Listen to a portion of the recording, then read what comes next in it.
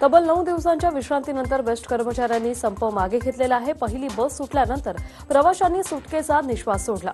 मुंबई उच्च न्यायालयाने दिलेल्या निर्णयानंतर संपकऱ्यांनी आपला संप मागे घेतला।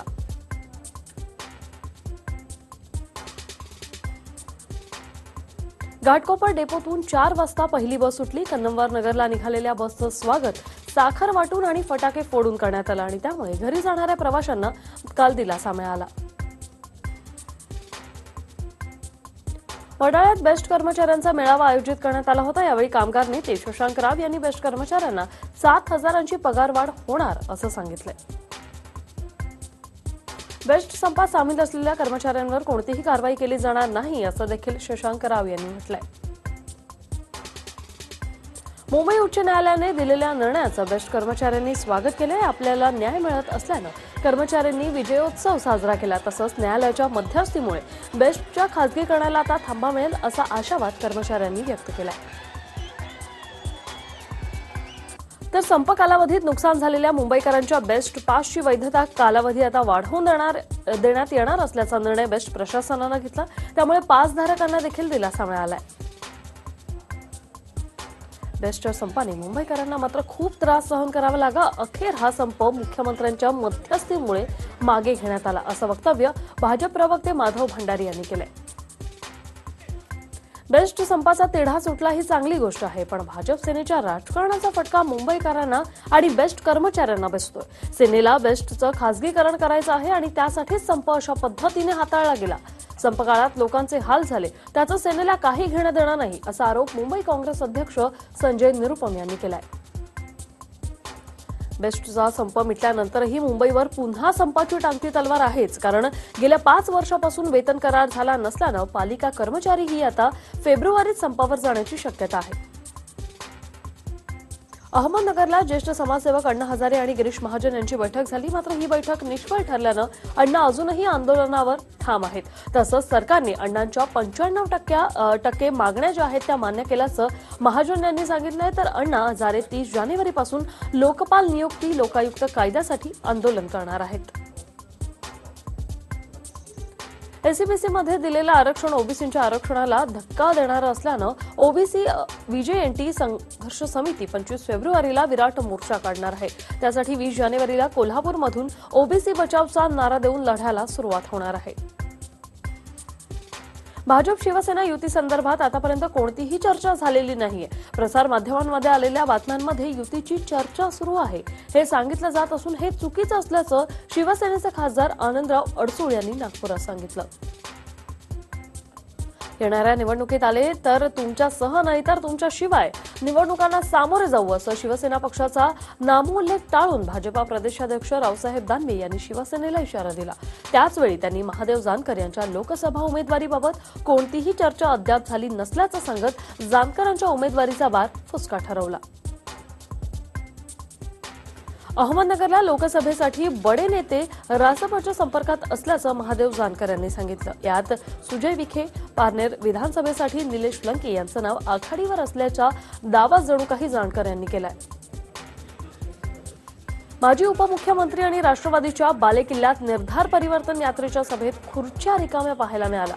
तर अजित पवार बोलत असताना अनेकांनी तिथून काढता पाय घेतला। त्यामुळे निर्धार परिवर्तनाच्या यात्रेला ग्रामीण भागापेक्षा नाशिक शहरात अल्प प्रतिसाद मिळाला।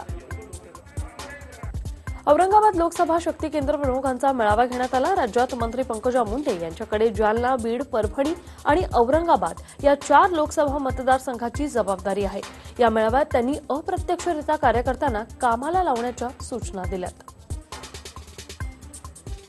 शिवसेनेच्या विरोधामुळे नाणार प्रकल्प रत्नागिरी जिल्ह्यातून रायगडला हटवण्याचं जवळपास निश्चित झालंय। मात्र नाणार पेट्रोलियम प्रकल्पाच्या रायगड जिल्ह्यात स्थलांतराबाबत कोणत्याही सूचना रायगड जिल्हाधिकारी कार्यालयाला अद्याप प्राप्त झाल्या नसल्याची माहिती रायगड जिल्हाधिकारी डॉक्टर विजय सूर्यवंशी यांनी दिली।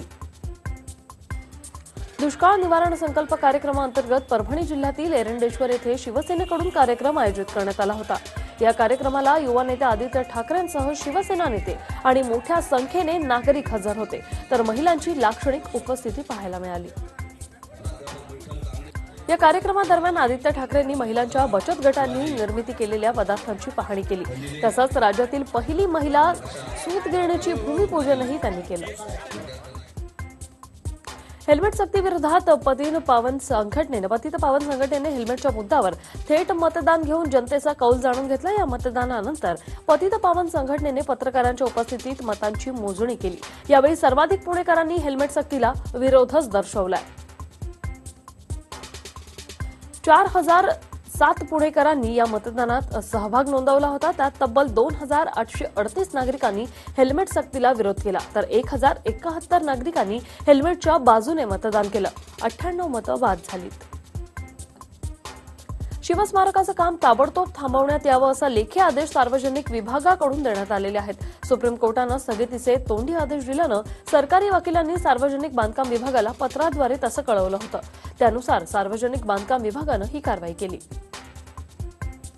शिवस्मारक समितीची बैठक आज संपन्न झाली। यावेळी काही हलगर्जीपणामुळे सरकारची बाजू कमी पडली असं वक्तव्य विनायक मेटे यांनी बैठकीनंतर केलं।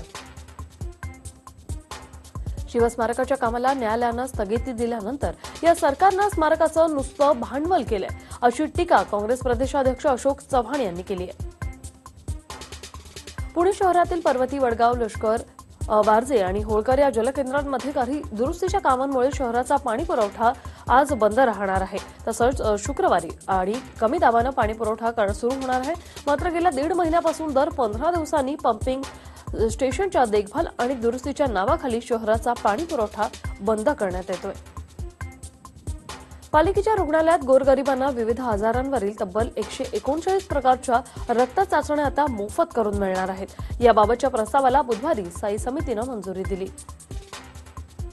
आणि त्यानुसार यापुढे आता बीपीएल कार्डधारकांना मोफत चाचण्या करून मिळणार आहेत, तर इतर सर्वसामान्य रुग्णांना या चाचण्यांसाठी फक्त 50 रुपये द्यावे लागणार आहेत। या निर्णयामुळे गोरगरीब रुग्णांना आता दिलासा मिळणार आहे। वर्धा जिल्हा परिषदेची सर्वसाधारण सभेत बुधवारी गोंधळात पार ही सभा पडली आणि जिल्हा परिषद उपाध्यक्ष आणि त्यांचे पती यांच्या प्रशासनावर भ्रष्टाचाराचे आरोप त्यांच्यावर केले गेले आणि सभेत गोंधळ घातला। बाळा नांदुरकर यांनी शिवीगाळही केली आणि त्यांनी जिल्हा परिषद अध्यक्षांच्या भूमिकेवर संशय घेतला। गडचिरोलीतल्या एटापल्ली तालुक्यातील गुरपल्ली मार्गावर एसटी आणि ट्रकच्या भीषण अपघातात 5 प्रवासी जागीच ठार झाले। या अपघातास लायड मेटल कंपनी जबाबदार असल्याचं नागरिकांचं म्हणणं आहे आणि यामुळे संतप्त झालेल्या नागरिकांनी प्रकल्पावरून येत असलेल्या 27 ट्रकना थांबवून त्यातील 20 ट्रक्सना आग लावली। या आगीत ट्रक पूर्णपणे जळून खाक झालेत आणि यामुळे आलापल्ली ते एटापल्ली मार्ग बंद करण्यात आलाय। तर दुसरीकडे गावात तणावपूर्ण वातावरण निर्माण झालं असून 5 मृतदेहांपैकी एक मृतदेह गावच्या मुख्य चौकात ठेवून ग्रामस्थांनी आंदोलन केलं। यावेळी ग्रामस्थांनी कंपनीविरोधात नारेबाजी करत ठिय्या दिला। मुशाबूट दुर्घटनेत 7 जणांना जीव गमवावा लागला, त्यापैकी 6 जण दडगाव तालुक्यातील तेलखेडी गावातील होते। बुधवारी सायंकाळी तेलखेडी गावात अत्यंत शोकाकुल वातावरणात 6 जणांवर अंत्यसंस्कार करण्यात आलेत। मृत्युमुखी पडलेले 6ही जण एकाच कुटुंबातील असल्यानं त्यांची एकत्र अंत्ययात्रा काढत सर्वांना एकाच वेळी मुखाग्नी देण्यात आला। एकाच वेळी 6 चिता पेटल्यानंतर नातेवाईकांच्या आक्रोशानं वातावरण सुन्न झालं होतं। मीरा भाईंदरमध्ये पालिकेच्या एसटीपी प्लांटमधून गॅस लिकेज झाल्यामुळे 3 मजुरांचा जागीच मृत्यू झाला, तर एका मजुराला वाचवण्यात यश आलं। एका तरुण पोलीस शिपायावर वाळू माफियांनी मासवण नजीक प्राणघातक हल्ला केला। या हल्ल्यातून पोलीस शिपाई प्रेमकुमार पावडे थोडक्यात बचावले। पावडे हे वाडा पोलीस ठाण्याच्या अंतर्गत आहेत। पावडे यांनी बेकायदेशीररित्या वाळू वाहून नेणाऱ्या ट्रकला रोखल्याचं कळताच वाळू माफियांनी पावडे यांना बॅट आणि स्टंपनं मारहाण केली। या मारहाणीत पावडे यांच्या कमरेला, पायाला आणि चेहऱ्याला दुखापत झाली। पुणे शहरातील रेड लाईट झोन म्हणून ओळखल्या जाणाऱ्या बुधवार पेठेत पोलिसांनी कोम्बिंग ऑपरेशन राबवलं। या ऑपरेशनमध्ये संपूर्ण बुधवार पेठ परिसराची पाहणी करण्यात आली। वेश्या व्यवसाय करणाऱ्या महिलांचा मोठ्या प्रमाणात वावर असल्यानं या ठिकाणी प्रत्येक नागरिकांची चौकशी करण्यात आली। त्यांच्याकडील ओळखपत्र आणि पॅन कार्डही तपासण्यात आलेत। राष्ट्रवादी काँग्रेसचे पदाधिकारी सदानंद उर्फ पप्पू लाड यांनी आत्महत्या केल्यानं खळबळ उडाली। ग्रँड रोड परिसरातील गणपती मंदिरात सकाळी त्यांचा मृतदेह आढळला. त्यांच्या आत्महत्येचं कारण काय हे अद्याप अस्पष्ट आहे. पप्पू लाड यांनी 15हून अधिक चित्रपटांची निर्मिती केली आहे. विरारमध्ये हुंड्याच्या मागणीला कंटाळून लग्नाच्या 2 दिवस आधीच तरुणीने गळफास लावून आपलं जीवन संपवलंय. विरारच्या ग्लोबल सिटी परिसरातील ही धक्कादायक घटना आहे. अर्नाळा पोलिसांनी या प्रकरणाची चौकशी आता सुरू केली आहे.